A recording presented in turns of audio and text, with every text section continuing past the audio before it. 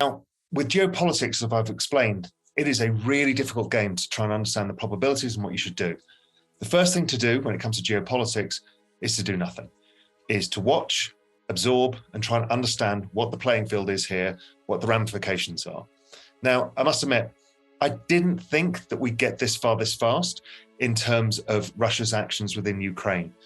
So I've been slightly back-footed, but I've already been expecting a global slowdown in the economy. And so I've been starting to position that way by buying bonds, some gold, some dollars, that kind of stuff.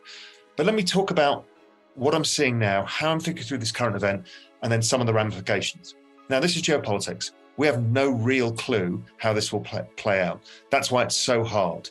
Economic events are much more forecastable. Geopolitical events have many more different nuances, and you have to use that kind of decision tree structure to assess probabilities of all of the things that could happen and trying to figure out, okay, how do I protect myself? Can I make money out of this? What does this all mean for the much bigger picture? The other issue in the geopolitics is everybody has now learned that the dollar is a liability and not an asset. So, i.e., dollars can get taken away from you at will. So, even though it looked like a very smart move to weaponize reserves and the financial system, what is actually happening is you are now forcing the de-dollarization of the world. Now, my view on that is that's a slower process. Obviously, Russia just got thrown out, but they've been planning for it. Let's be absolutely clear. Russia's been planning for it. They probably didn't imagine it this fast, this apocalyptical, but the Chinese will be planning it too. The central bank digital currency is part of that planning. So everybody wants to move away from the dollar. And right now, the instant thing that any central bank can do is own more gold. So I think this is a very bullish gold environment for central banks because that's what they do. It's an asset that they're comfortable with. I also find very concerning at a geopolitical level that we have frozen the assets of people that have not been tried in any sort of court. Now, it depends whether there's a confiscation going on here or freezing of assets. It depends on EU law and who's taking what. But it tells people that property ownership is not something that they perceive. If you own a property that's not in your jurisdiction, you don't own it. So I think that is, again, a shift that's going to take people's mindsets. Obviously, all of these trends are very bullish for Bitcoin particularly, but the crypto world overall. The store of value element is becoming predominant right now and very clear. The risk aspect, well, it's a bloody risky world out there, so let's wait and see.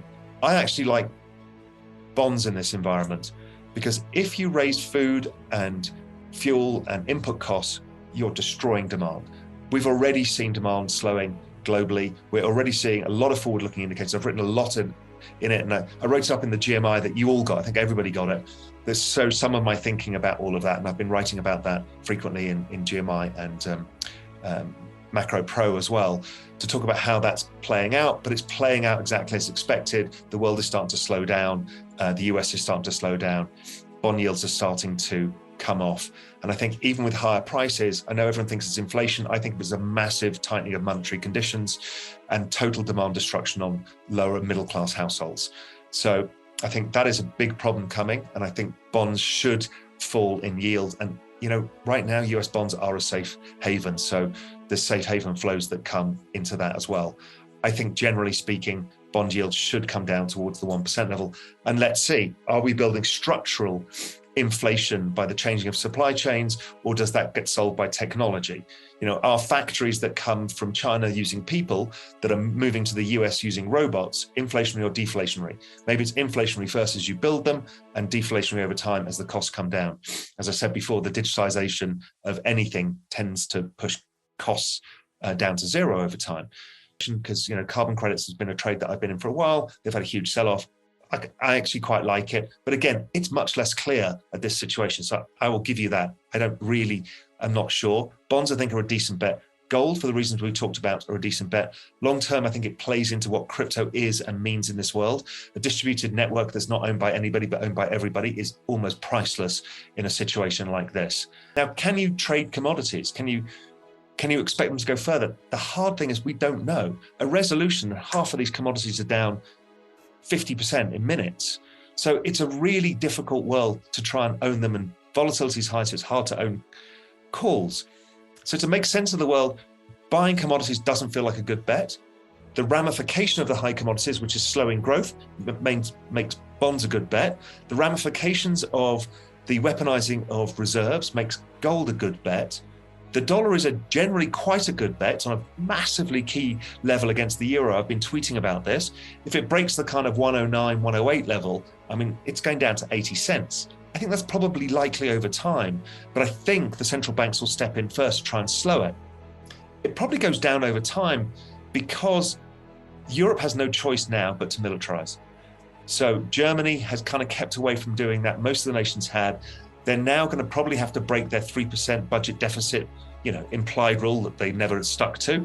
But the Germans can't increase its military or its spending to NATO without doing that. They're going to have to do that in this situation. So I am bullish the dollars, but you need to be careful because central banks get involved. I think thematically, generally technology is global and is less reliant on these supply chains, apart from the monetary supply chains. But I think the central bank digital currencies will allow some sort of interoperability, but these can be cut off and cut on again, as we've seen with Facebook in Russia and stuff like that. So overall, I don't think it stops the rise of technology because you need to produce robots to produce stuff in the US or in Europe to avoid reliance on other nations. Those linkages between Canada, the US, and Mexico sound like that's an important place to focus because we will see money pouring into that kind of opportunity, the industrialization of America. Obviously, things like copper, which are all very tight, aluminium, these things will continue to go higher. There's almost no way you can reindustrialize, even at a kind of robot level, without using more and more copper. So you're kind of in a copper super cycle, whether you like it or not. So that probably continues. And the fact that the Russians, huge producers of literally everything, makes the situation complicated. So I don't think we get a resolution, a mean reversion to commodity prices for a significant period. We can make a bunch of assumptions.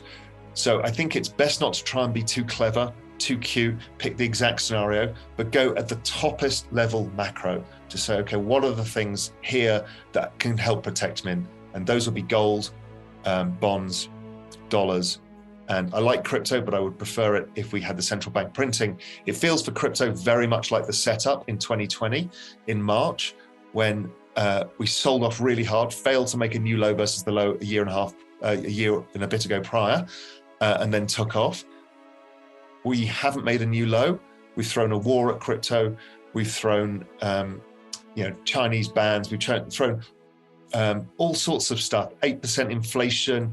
Central bank with an expected 8 rate rises, which is never going to happen.